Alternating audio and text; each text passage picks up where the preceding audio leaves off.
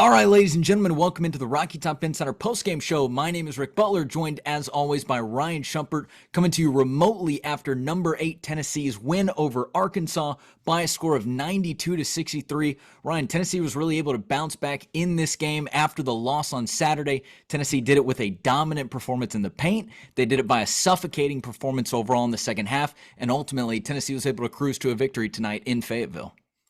You're right, and just got a text from Alex Schwartz, Tennessee's sports information director. Let me read it again correctly. Okay, second largest road win for Tennessee basketball this century. So just a dominant road win, a game where Tennessee really pulled off the dogs in the last couple of minutes. Probably could have scored 100 and probably, definitely could have won by 30. Probably could have won by 35 if they kept some of the starters in.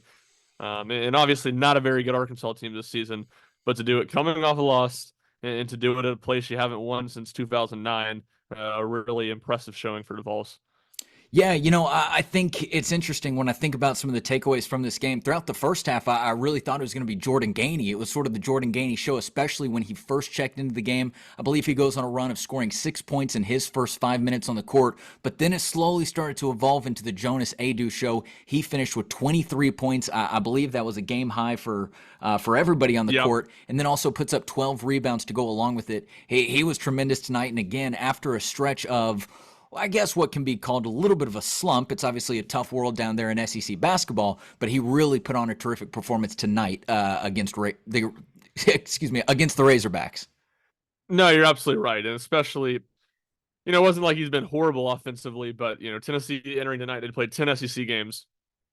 In those first 5 SEC games, he was averaging 16.2 points per game. And in the last 5, he was averaging 8.4. So a pretty marked difference.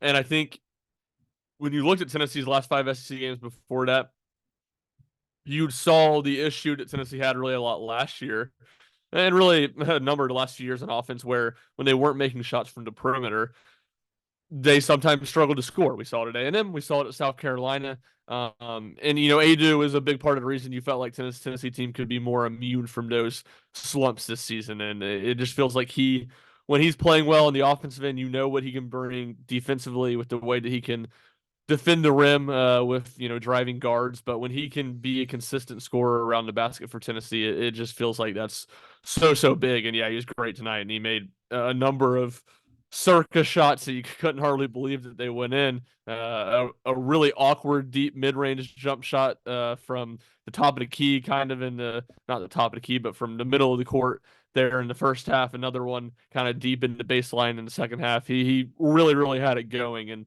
certainly that's a good sign for Tennessee moving forward. Yeah, absolutely. And then Don't Connect as well. He continues his scoring streak, 22 points. I believe that's 10 out of the last 11 games. He's had 20-plus points, which is a terrific scoring streak. But he also did it in other ways tonight. He had 4 rebounds. He had a couple of big blocks, and then a couple of those dunks as well were game-changing plays. I thought he was, again, really important in Tennessee's scoring ability tonight. He was, and he, like you said, he came in fast and played well early on, and there wasn't as much scoring in the second half, but I did think he had a couple really big shots. Uh, Tennessee, they come out 6-point game at halftime. They come out quick and they get it up to 12 by the under or the first media timeout in the second half. I think Arkansas came out and hit a 3 right after that to get it to 9, and then Tennessee went on a quick little 8-0 run, bookended by a pair of Gainey triples before Eric Musselman took a timeout. Devo Davis hit a layup out of the timeout, and then Tennessee went on a 9-0 run. So it's kind of an extended 17-2 run at that point where Tennessee fully took advantage of the game, or took control of the game, and it really felt like those 2 Gainey triples really sparked it, especially on a night where Tennessee, despite scoring 92 points, maybe this goes into my point I said a minute ago about Tennessee having some games lately that they've struggled scoring when they haven't shot the ball well. They scored 92 points on a night they really weren't that great from the 3-point line. Just shot 5 of 17. Completely controlled the paint. Jonas Aidoo a big part of that, and then Jordan Gainey hit a couple of those threes, but also got into mid range, got to 8 to 10 feet, hit a couple shots as well. So a really big night for him. Yeah, that's sort of what I wanted to talk about too. And you hit the nail on the head there. Tennessee really took over in the second half.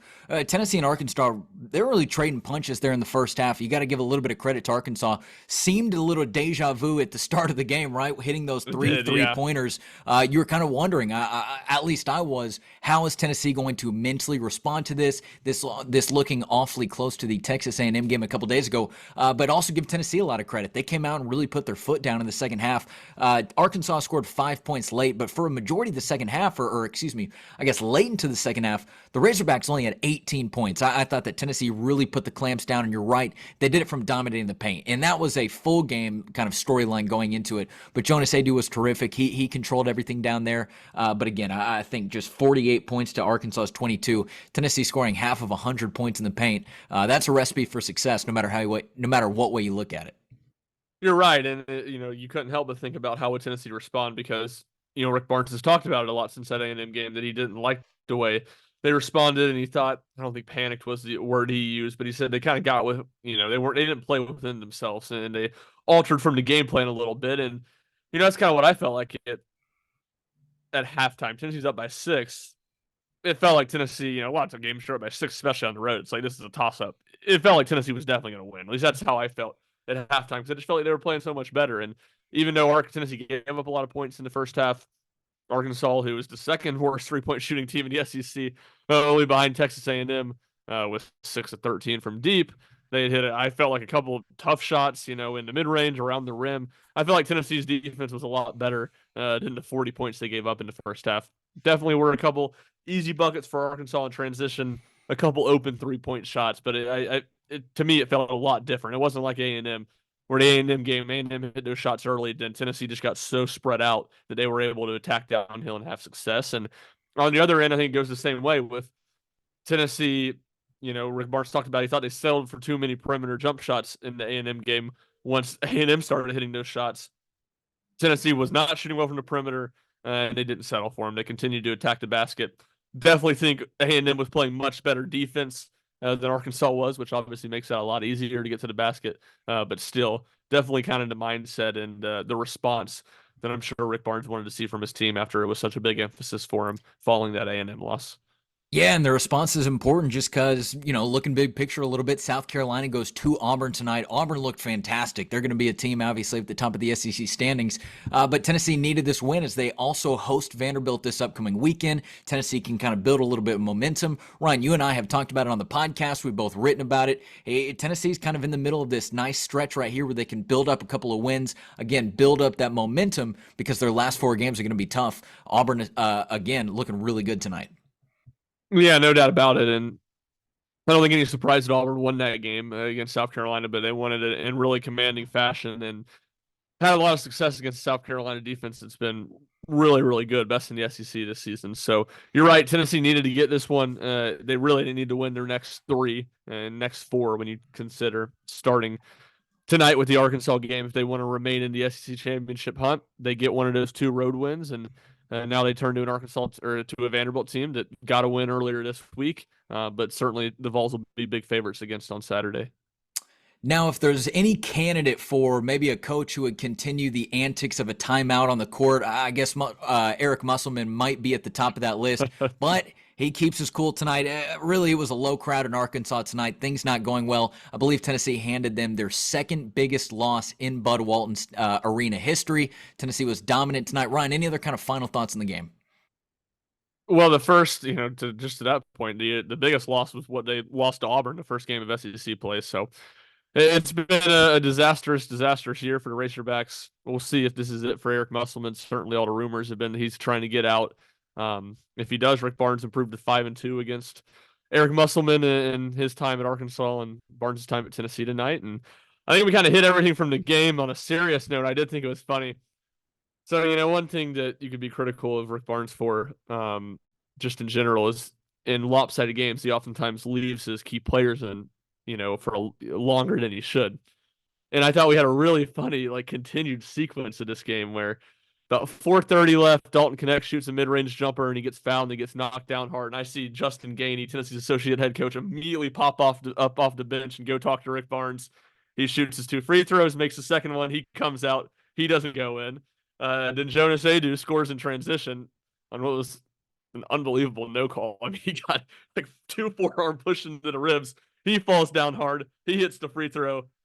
They check him out of the game. So a couple of times, that was really the only drama in the last 5 minutes is when was Tennessee going to check out their starters, and took a couple falls. But I guess that's something you kind of want on a more serious note you'd point to.